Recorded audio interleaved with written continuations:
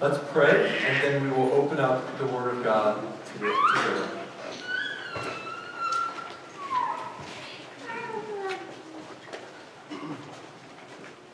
Father, we come before you in full recognition of our desperate need for you. Though not even fully as we know how much we need you, Lord, we are still so numb to our need and so self-dependent and self-reliant. But Lord, we come knowing that apart from Christ we can do nothing. And so we are desperate. As the deer pants for the water brook, so our souls thirst for you. Meet us here, O God. This is the household of God. This is your dwelling place. So be here, please. As Christ walked amongst the lampstands, walk amongst us today. Don't leave us to ourselves. Certainly don't leave me to myself. Don't let me be up here alone today. Give me your Spirit. Fill me in my weakness as I seek to proclaim your truth. And Father, I pray that you would encourage those who are faint-hearted and discouraged. Convict those who are becoming hardened in sin. Convert those who don't even know you. Draw near to all of us, I ask, through the preaching of your word, in the name of Jesus Christ, your Son. Amen. Well, John Bunyan, in his classic work, The Pilgrim's Progress, describes a man named Christian on his journey toward the celestial city, which is Bunyan's allegorical name for heaven. I'm sure many of you are familiar. I was speaking with Ryan yesterday, and he said, maybe even before you were converted, whether you began reading The Pilgrim's Progress. It's a truly Christian classic. And at one point in Christian's remarkable journey toward the celestial city, he, along with a fellow traveler named Faithful, come upon a town called Vanity. I want to read to you a short account of Bunyan telling the tale of Christian and Faithful entering the town of Vanity. This is what Bunyan writes. Then I saw in my dream that when they were got out of the wilderness, they presently saw a town before them. And the name of that town is Vanity. And at the town there is a fair kept called Vanity Fair. This fair is no new erected business, but a thing of ancient standing. I will show you the origins of it. Almost 5,000 years ago, there were pilgrims walking to the celestial city, as these two honest persons are. And Beelzebub, Apollyon, and Legion, with their companions, perceiving by the path that the pilgrims made, that their way to the city lay through this town of Vanity, they contrived here to set up a fair wherein should be sold all sorts of vanity, and that it should last all the year long. Therefore, at this fair are all such merchandise sold as houses, lands, trades, places, honors, preferments, titles, countries, kingdoms, lusts, pleasures, and delights of all sorts, as harlots, wives, husbands, children, masters, servants, lives, blood, body, souls, silver, gold, pearls, precious stones, and whatnot.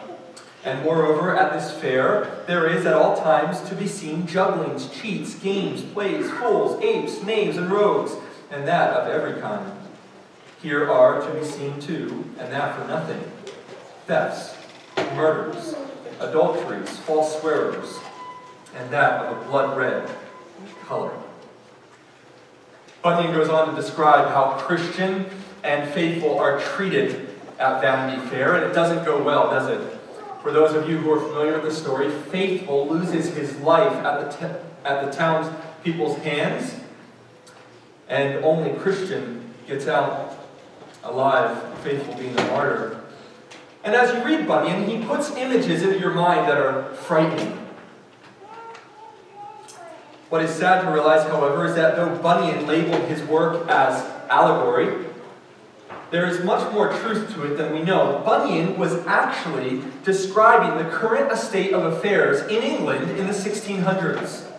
The brutality of the mobs against Christian and Faithful was actually a true representation by Bunyan of what was taking place during that time in the streets of England. It may seem foreign to us to read of such thing as Vanity Fair the way Bunyan tells it, but for him, he was simply journaling the times. And here we are, some 400 years later, and the state of humanity remains eerily the same as what Bunyan described in Vanity Fair. How true it is that we live in a Vanity Fair world. To our shame, we've even got a magazine title in many of our dentists' and doctors' offices, don't we? Vanity Fair. But this world is a Vanity Fair world. The lust of the eyes and the pride of life reign supreme. And my question this morning for you, Christian, is how are you going to ever persevere in this Vanity Fair world designed to make you fall? The spirit that is now at work in the sons of disobedience daily presses upon your flesh and pulls and tugs at your desires. How will you persevere? You know, Jesus gave the Christian, us, a glorious promise in Revelation 2:7 when he said, "To the one who conquers, I will grant to eat of the tree of life, which is in the paradise of God." It's a glorious promise. But how will anyone in this alluring, flesh-enticing, craftily deceitful, sin-plagued world persevere and conquer? I want to give you a bit of brief theological insight into Vanity Fair for just a moment. Vanity Fair is comprised of three essential elements or enemies, which are attacking the Christian daily. Those enemies are the world, the flesh, and the devil. And I've got some good news for you, Christian, and I've got some bad news for you. First, the good news. Two of these enemies you can actually escape and have a reprieve from at times. You can step out of the world. You can step into fellowship with the saints.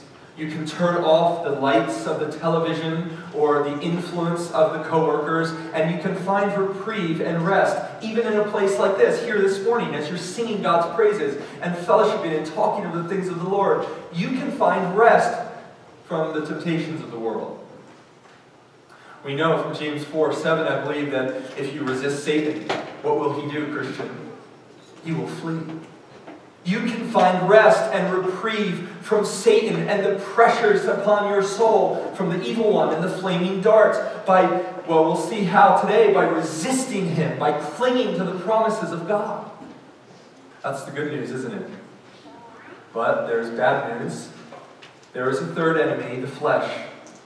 From this enemy, you can never have reprieve, nor escape its enticements and deceitful desires, so long as we are this side of heaven. The deceitful flesh remains, though it no longer reigns in the Christian life, until you reach the glories of heaven. You will be battling 24/7, 7 days a week, 52 weeks a year, however many years the Lord gives you, against your flesh. And Christian, you know just how deceitful those desires of the flesh are, don't you? They are not like little tugs from a toddler on your pant leg. No, the deceitful desires of the flesh feel at times like a Mack truck that is pulling you down the freeway at 80 miles an hour. The pull is powerful. And at times, haven't you wondered, Christian, how can I ever resist this?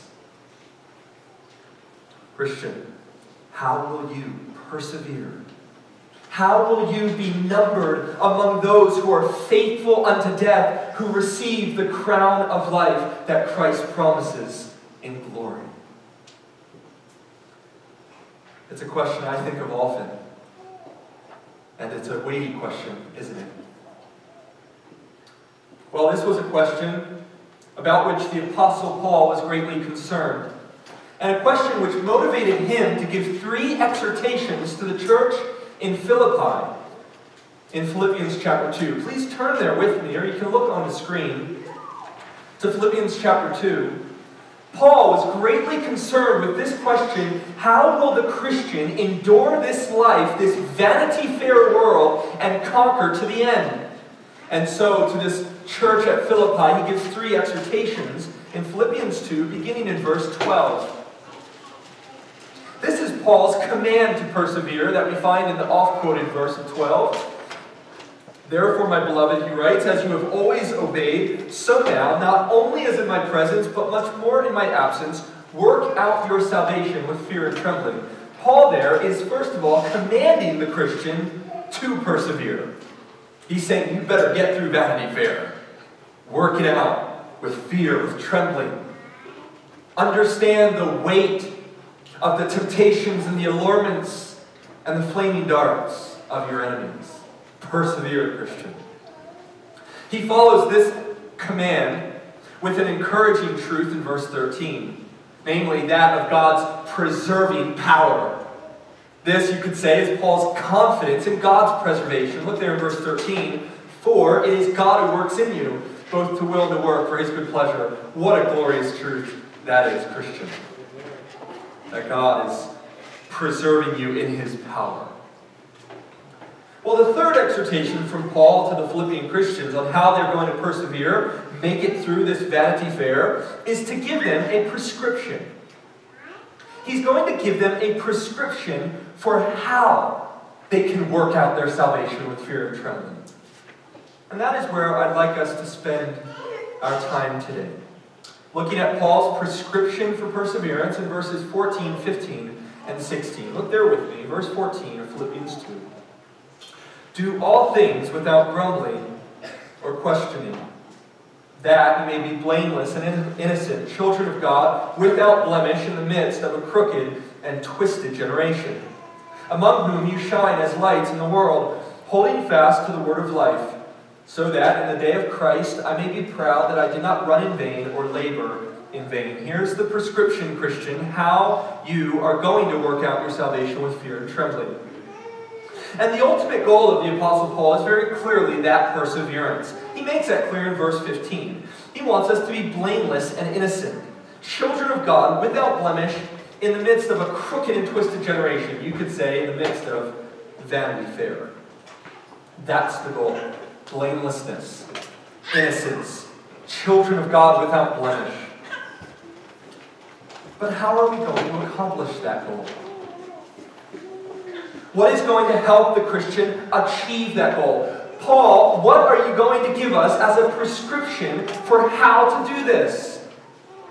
Well, Paul's prescription is quite simple. It's prescribed. He prescribes, 2 put-offs and 1 put-on. Though really, the 2 put-offs are essentially one and the same, and both are solved by the put-on.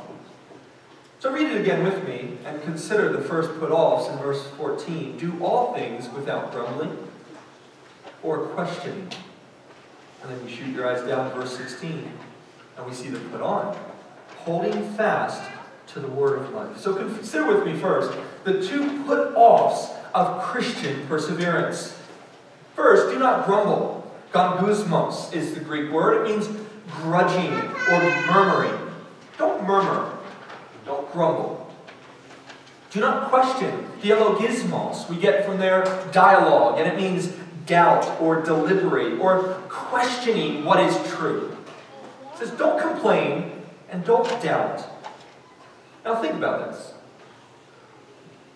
Paul is telling Christians how they're going to be able to persevere and survive the Vanity Fair of this crooked and twisted generation. I want you to think of your life. What are the temptations, as we go through this text, that bombard you on a daily basis? What are the besetting sins which seek to dog your heels and plague your soul?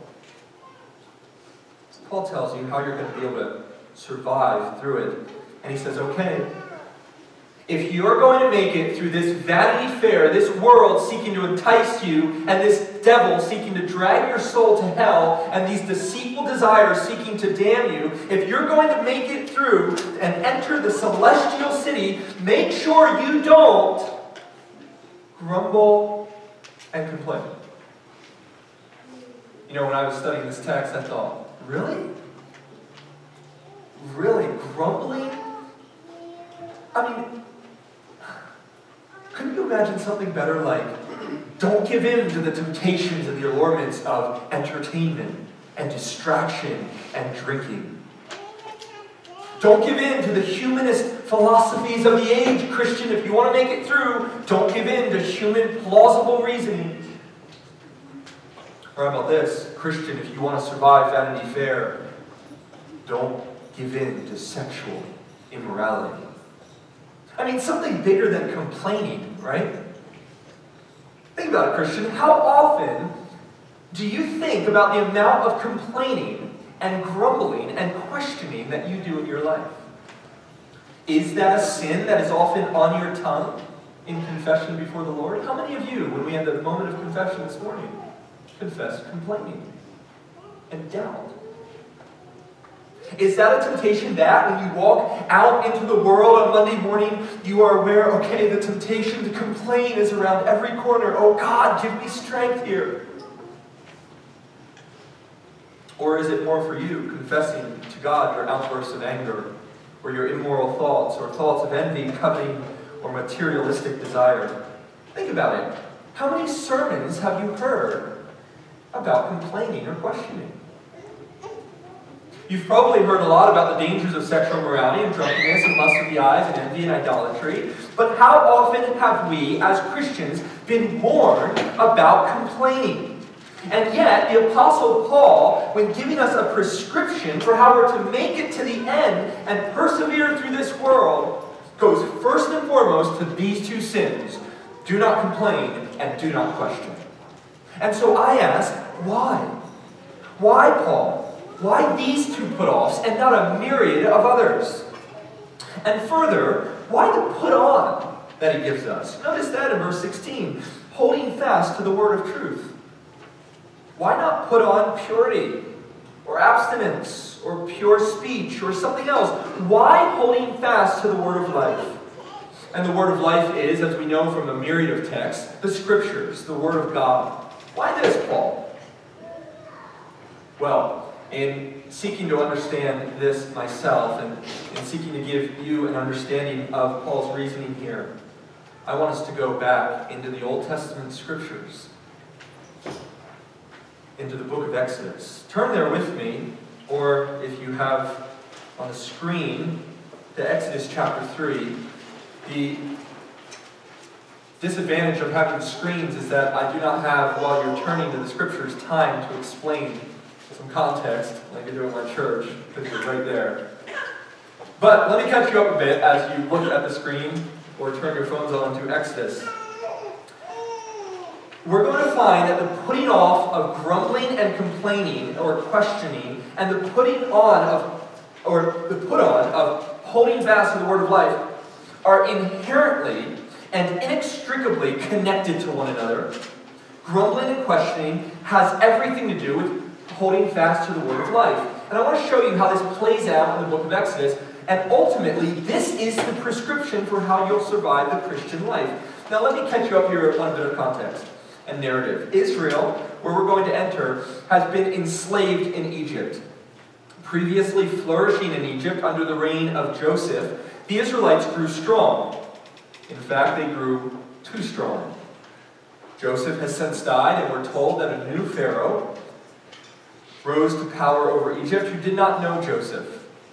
This Pharaoh saw the power of the Israelites in Egypt and was threatened by it. Therefore, he ruthlessly put the Israelites to forced labor as slaves. And so that's where we are in the narrative, and God has chosen to redeem Israel. And he's chosen Moses to be the servant by whom he does it. Moses, at the point to which we come in Exodus 3, in a moment, was a simple shepherd. And yet he was about to become the leader of a nation because God had a plan. So let's pick up there in Exodus chapter 3, beginning in verse 7. And the Lord said, I have surely seen the affliction of my people who are in Egypt, and have heard their cry because of their taskmasters. I know their sufferings. And I have come down to deliver them out of the hand of the Egyptians, and to bring them up out of that land to a good and broad land, a land flowing with milk and honey. to the place of the Canaanites, the Hittites, the Amorites, the Perizzites, the Hivites, and the Jebusites. And now, behold, the cry of the people of Israel has come to me. And I have also seen the oppression with which the Egyptians oppress them. Come, I will send you to Pharaoh that you may bring my people, the children of Israel, out of Egypt. So here we have God revealing to Moses, this poor shepherd, his redemptive plan for the nation. And I want you to notice, God has just promised two things. Look there in verse 8. I have come down to deliver them out of the hand of the Egyptians. Promise number one, I'm going to deliver Israel.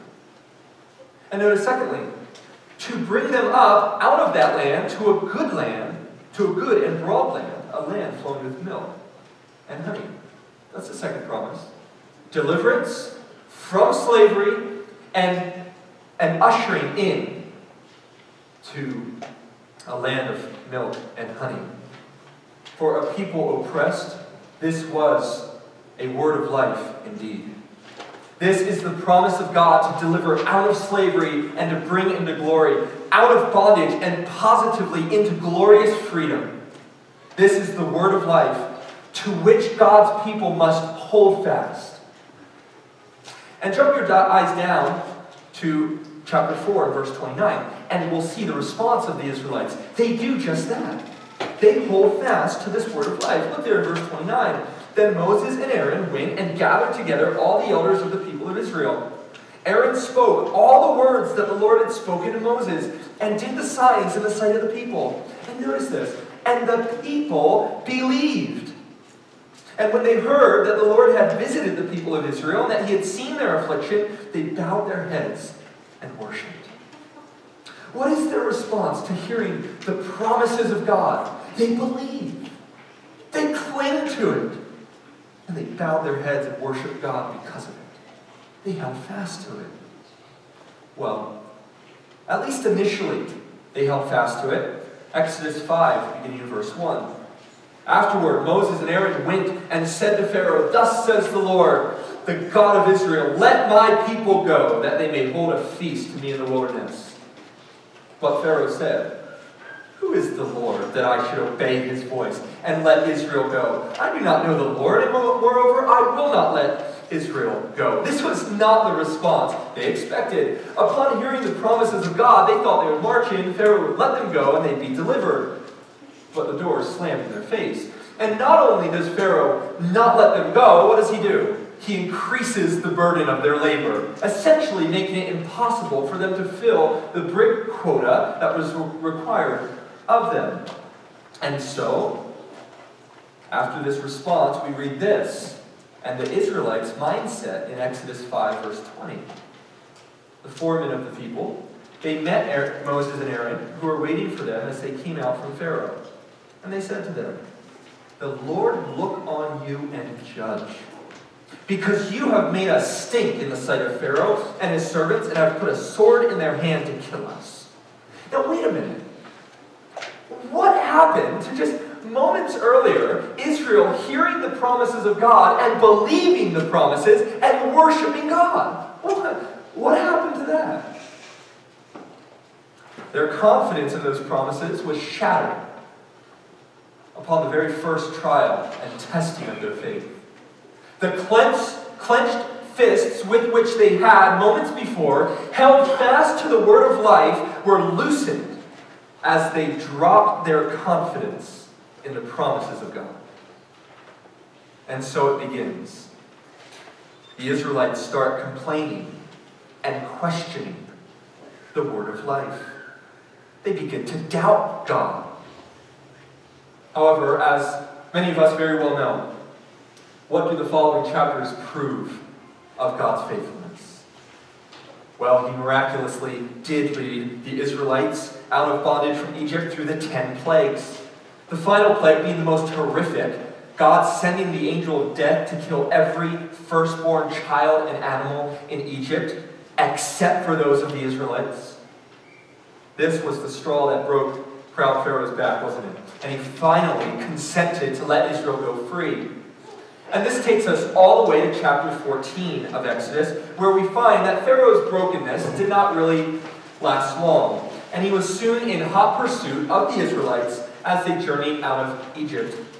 And we see, we'll pick up in Exodus 14:9, that he overtook them at the sea by Pi-Hahirith in front of Baal Zephon.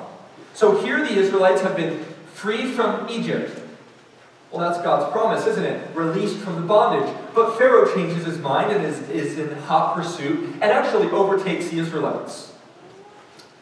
In verse 10 of Exodus 14, when Pharaoh drew near, the people of Israel lifted up their eyes, and behold, the Egyptians were marching after them, and they feared greatly.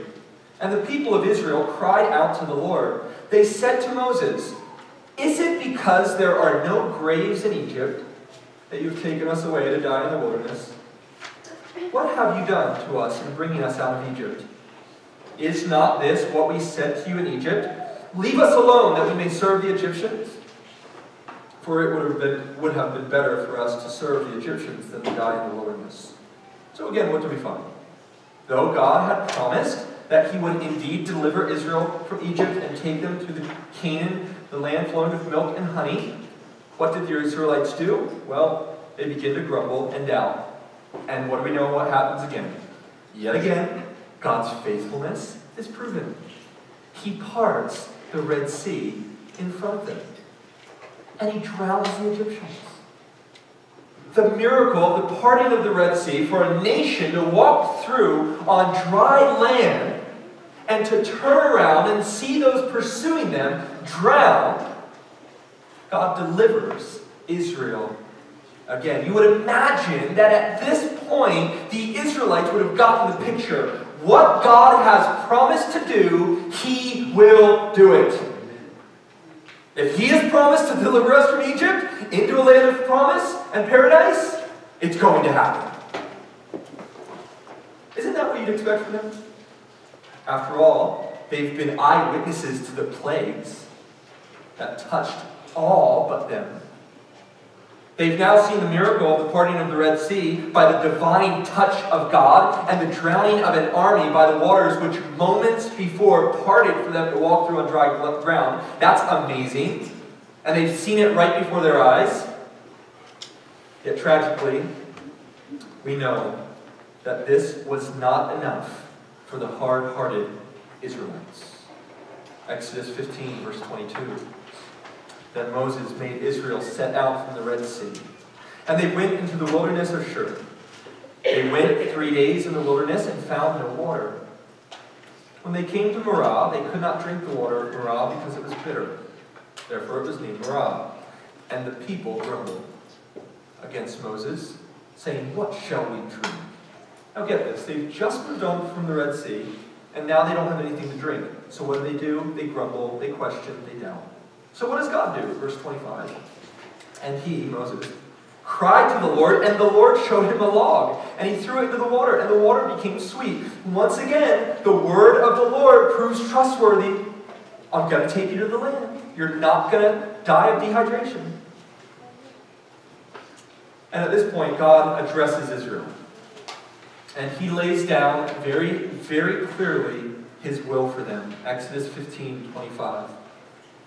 There the Lord made for them a statute and a rule, and there he tested them, saying, "If you will diligently listen to the voice of the Lord your God, and do that which is right in his eyes, and give ear to his commandments, and keep all his statutes, I will put none of the diseases on you that I put on the Egyptians, for I am the Lord your healer."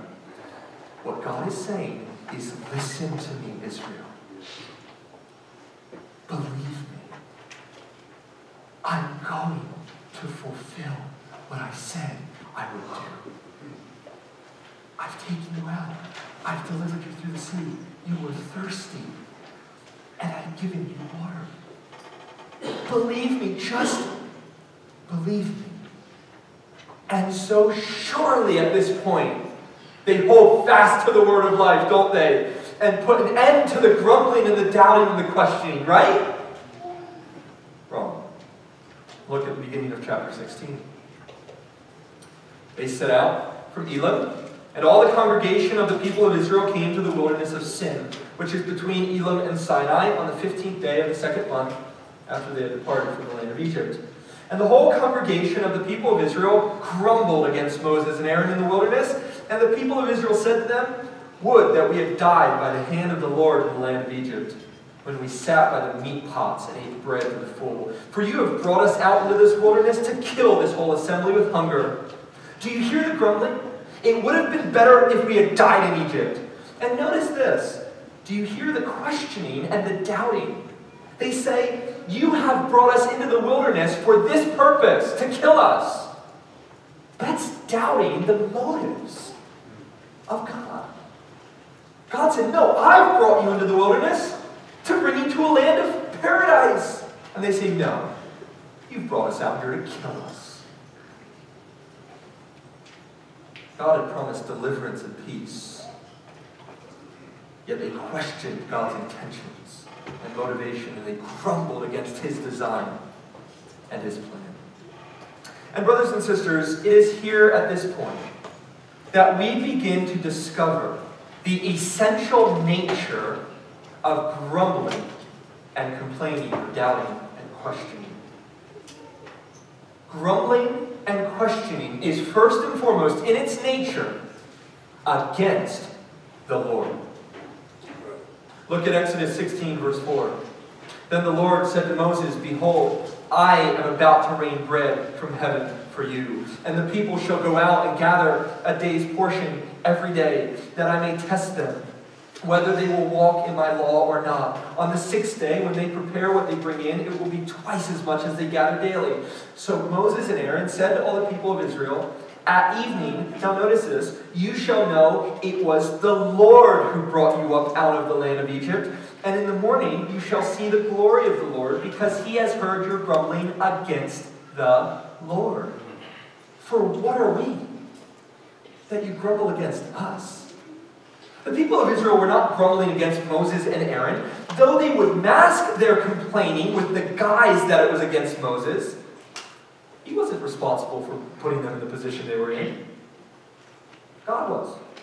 And the people knew that. They'd seen the miracles God performed. Moses didn't part the Red Sea. God did. God had sovereignly delivered the people. Yet they blamed Moses. Remember what they said. "Is it because there are no graves in Egypt that you, Moses, brought us out?"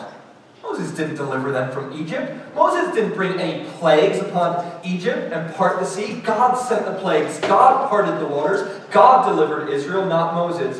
And notice what Moses tells the people in Exodus 16, verse 7. Speaking of God, "He has heard your grumbling against the Lord. For what are we that you grumble against us?" Moses makes it very explicit and plain to them that their grumbling is against God. Grumbling and questioning is doubting and complaining against the Lord. And that's important that we note that for what happens next. Because even with this knowledge that their complaining is against God, their grumbling and their questioning continues. Let's read on this chapter 17. Verse 1, "All the congregation of the people of Israel moved on from the wilderness of Sin by stages, according to the commandment of the Lord, and camped at Rephidim. But there was no water for the people to drink." Here we go again.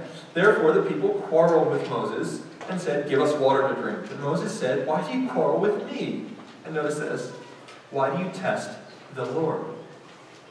But the people thirsted there for water, and the people grumbled against Moses and said, 'Why did you bring us up out of Egypt to kill us and our children and our livestock with thirst?'"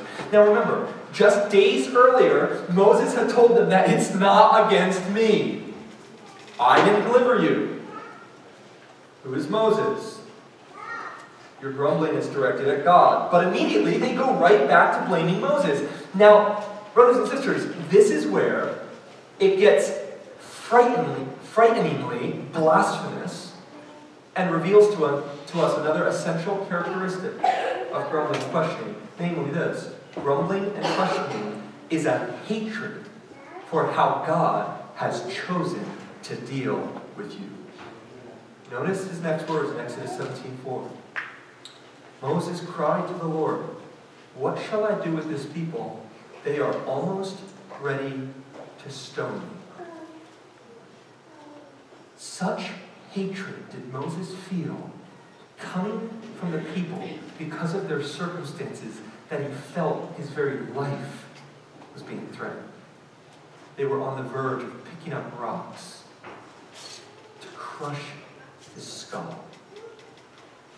But my friends, who was it really that the Israelites wanted to stone?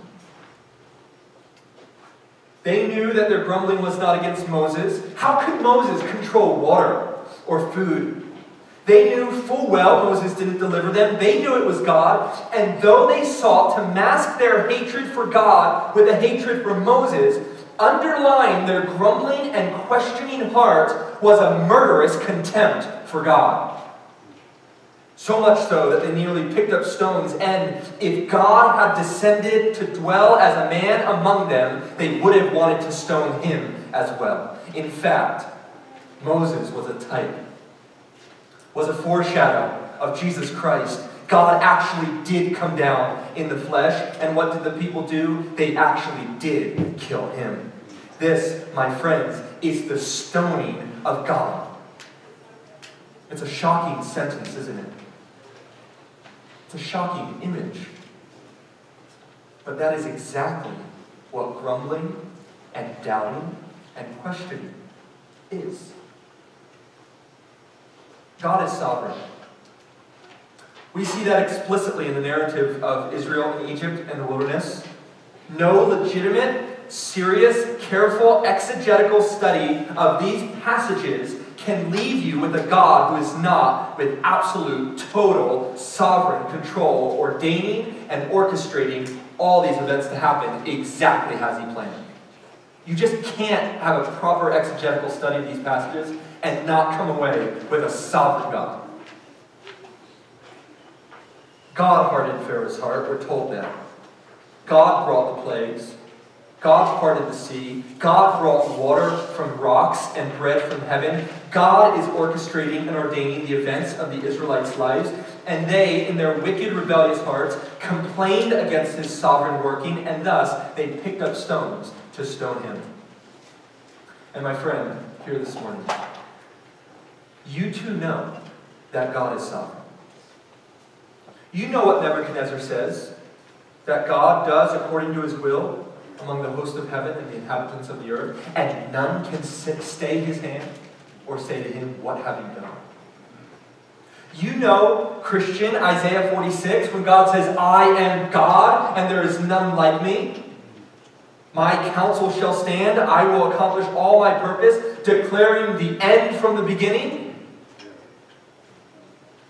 You know it is God who has orchestrated sovereignly the events and circumstances of your life here in Dallas, Texas, whether good or bad.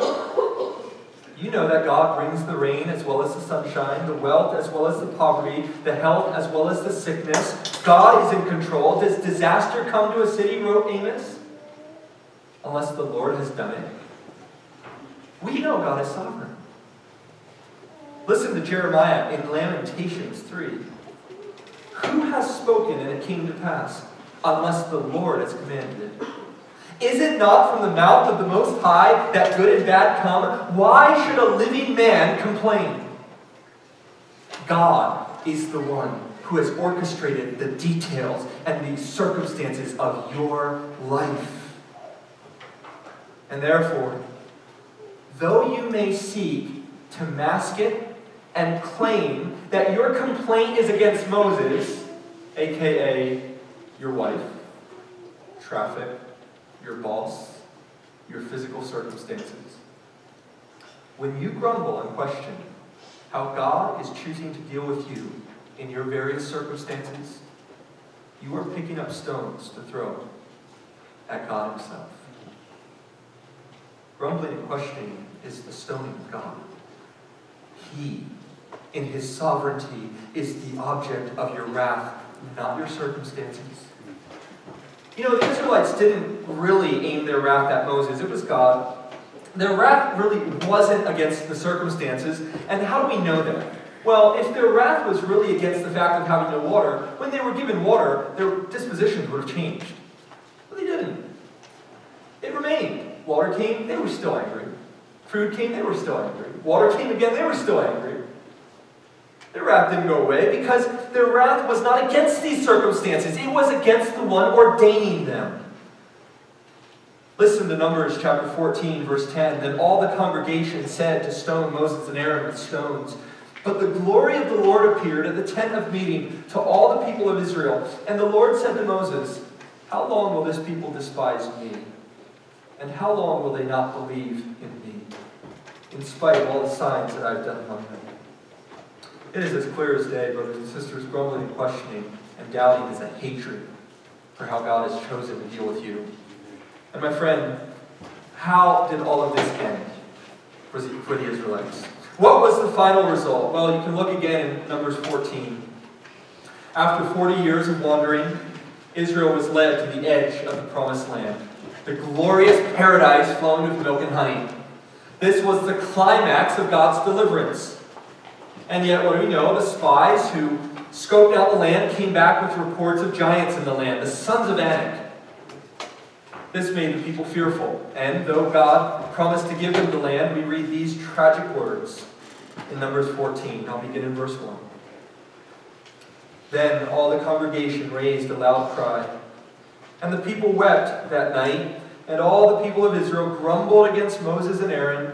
The whole congregation said to them, would that we had died in the land of Egypt, or would that we had died in this wilderness. Why is the Lord bringing us into this land to fall by the sword? Our wives and our little ones will become a prey. Would it not be better for us to go back to Egypt? And they said to one another, let us choose a leader and go back to Egypt. Then Moses and Aaron fell on their faces before all the assembly of the congregation of the people of Israel. And Joshua the son of Nun and Caleb the son of Jephunneh, who were among those who had spied out the land, tore their clothes and said to all the congregation of the people of Israel, the land which we passed through to spy it out is an exceedingly good land. If the Lord delights in us, He will bring us into this land and give it to us, a land that flows with milk and honey. Only do not rebel against the Lord. And do not fear the people of the land, for they are bread for us. Their protection is removed from them, and the Lord is with us. Do not fear them. They're pleading with them. Trust God. What He said is true. Verse 10, then all the congregation said to stone them with stones.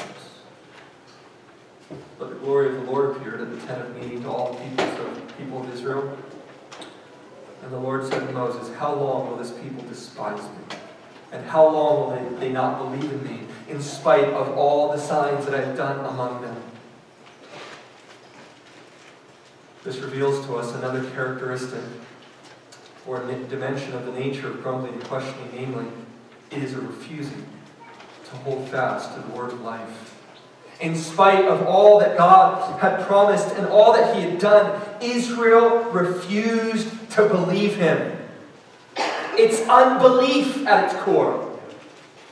How long will they not believe in me, God says. In spite of everything I've done, they refuse to believe. Brothers and sisters, what was the result? Though they stood on the precipice of glory, they were turned around to wander in vanity until they died in the wilderness. They did not enter paradise. The land of Canaan was shut to them. Brothers and sisters, they did not persevere until the end because they did not hold fast to the word of life.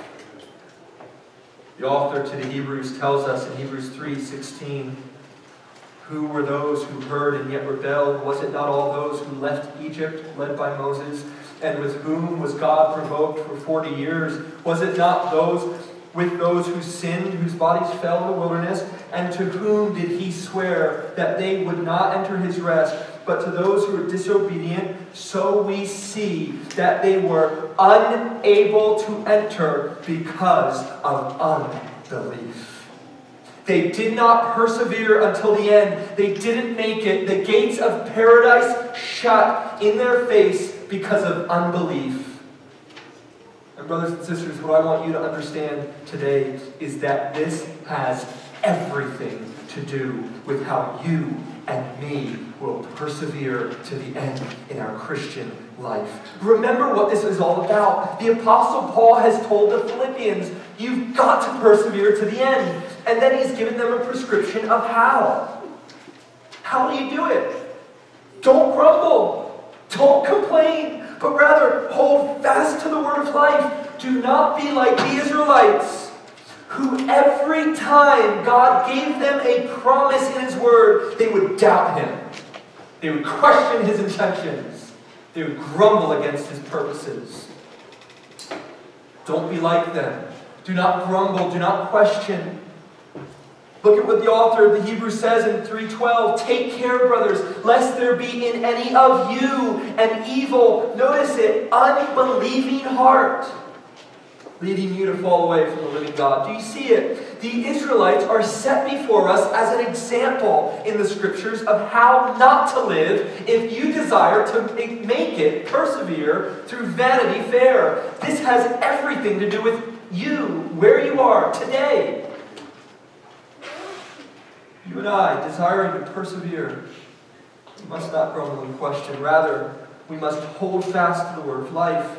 And so we ask, what is the word of life to which we must hold?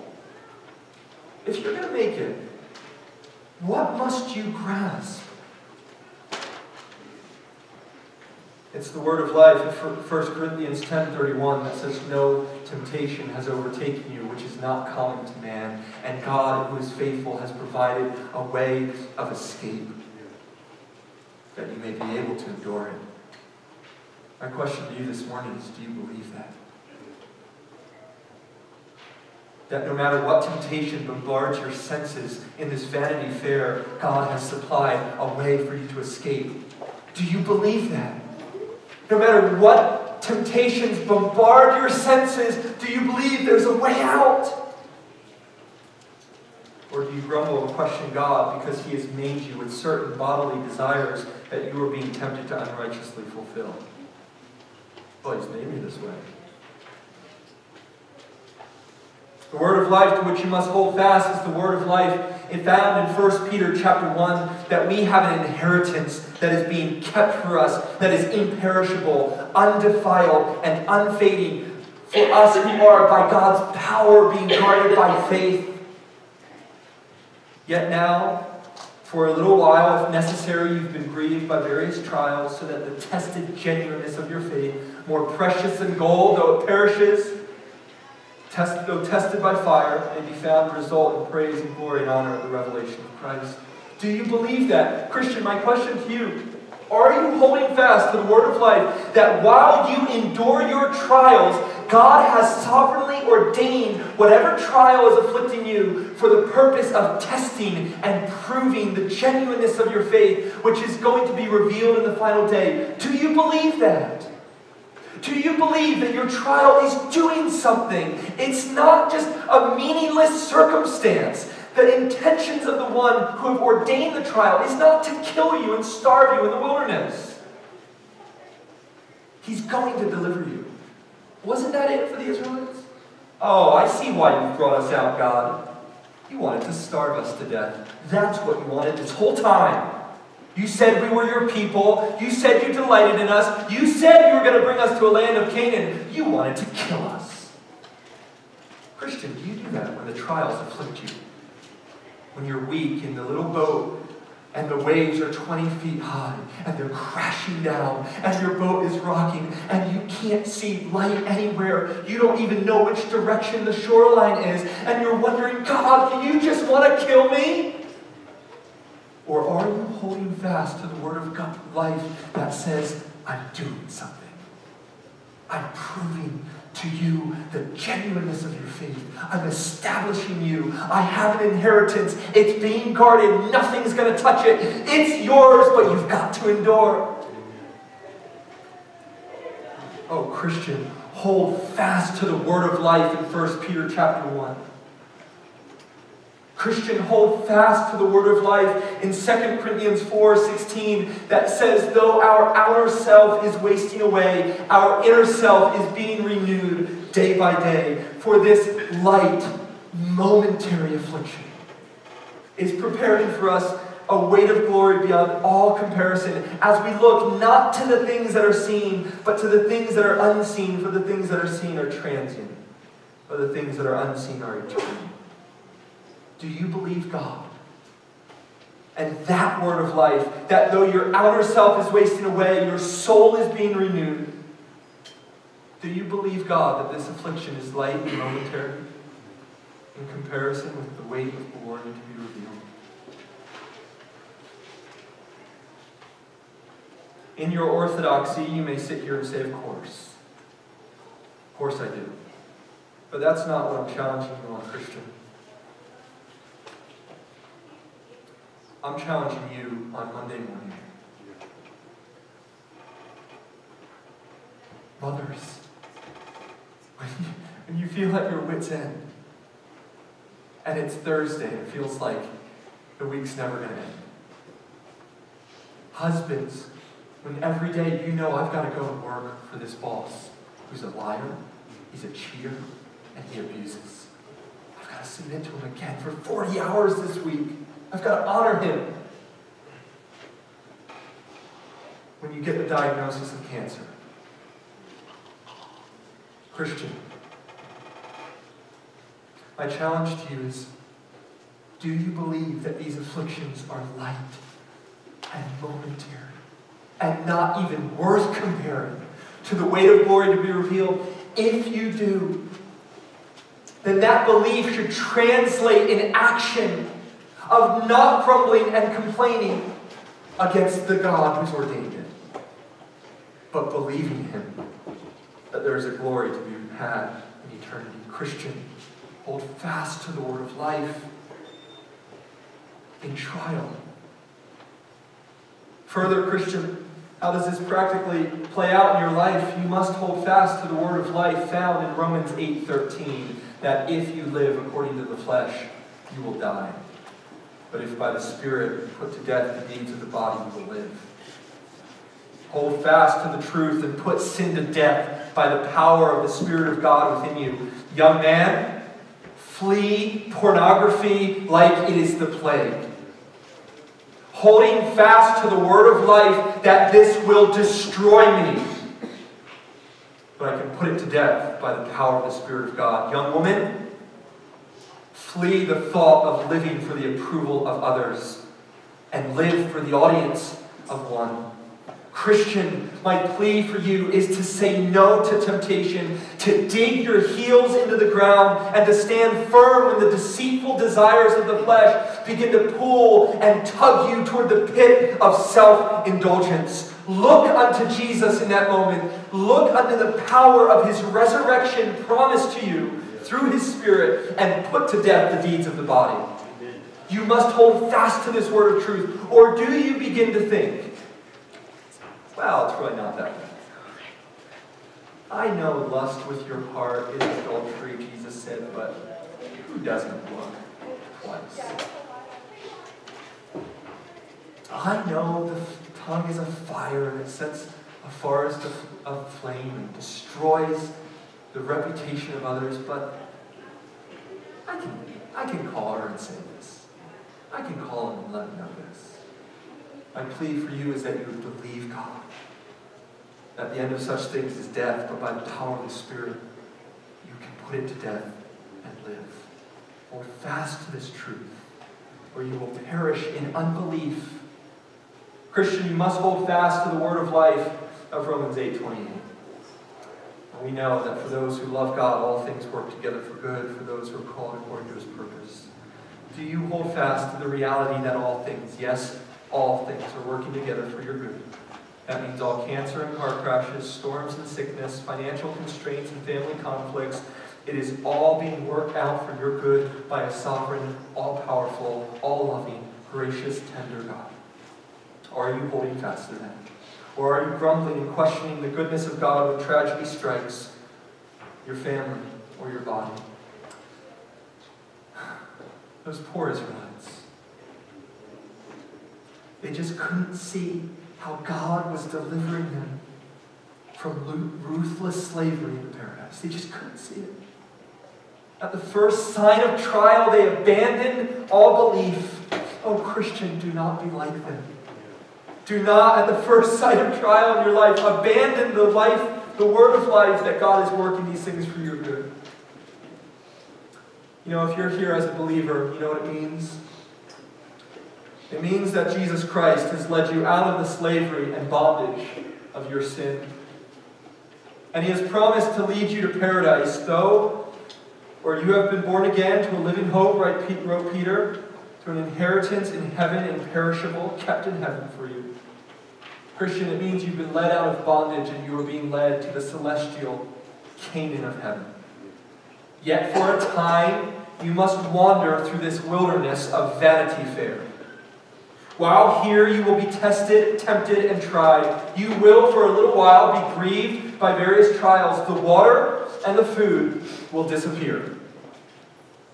And you will be tempted to think, God has led me here to starve me. Enemies will appear so large and so vicious and brutal and powerful that you, like the Israelites, when they saw the sons of Anak and Canaan, will be tempted to say, the Lord has only led me here to be destroyed by my enemies. Christian, the call for you today is to resist the temptation to grumble against and question the goodness of God. Do not pick up stones of grumbling and questioning to throw at Him. Rather, the exhortation for you is to hold fast to the word of life, the word that has promised steadfast love and faithfulness to guide you to glory. And so I close with the question I asked at the start for you, Christian. How will you persevere in this Vanity Fair world? By not grumbling and questioning, but by holding fast to the word of life and faith, believing God that His word is true and His promises are real. Yet I want to speak to you, the unbeliever, for just a moment. There are some of you here who are walking in bitterness and grumbling. There are some of you here who are holding the rocks in your hands with your arms cocked back, aiming to throw stones at God Himself. You are angry with how He has chosen to deal with you. You are angry with His law. You are angry that He demands you put down your idols and you worship and serve Him. You are angry at His demands for your life. My friend, no man can withstand God. If you go into the final day of judgment with unbelief entrenched in your soul, you will face the same judgment and condemnation of the Israelites those thousands of years ago, who, mind you, and this is a sobering thought, are still paying for their unbelief at this very moment in the torments of hell. And so will you if you do not put down your resistance. My plea for you today is that you would not grumble against God and doubt His word, but that you would believe. Believe Him. That you are a filthy, vile, wretched son or daughter of Adam who deserves hell for your wickedness. Believe Him. It's the testimony of Scripture against you. Believe God that there is nothing within you that can earn His favor or accomplish your own salvation. You're a guilty criminal. And my friend, believe God that there is salvation in no one else other than Jesus Christ, for there is no other name given amongst men by which we must be saved. And my dear friend, believe Him who said, whoever comes to me, I will never cast out. The plea for you is to throw your burdens upon Christ, to turn from your self-worship and vain idolatry, and to cry out for the Lord to save you from your sin, to put your trust in Christ and what He did in His life, death, and resurrection to save you from an eternity apart from Him.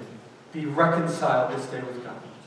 Believe Him and entrust yourself to Him, and you will be saved. Let's pray. Father, do not allow your word to return void. Please, O God, in the name of Christ we pray. Amen.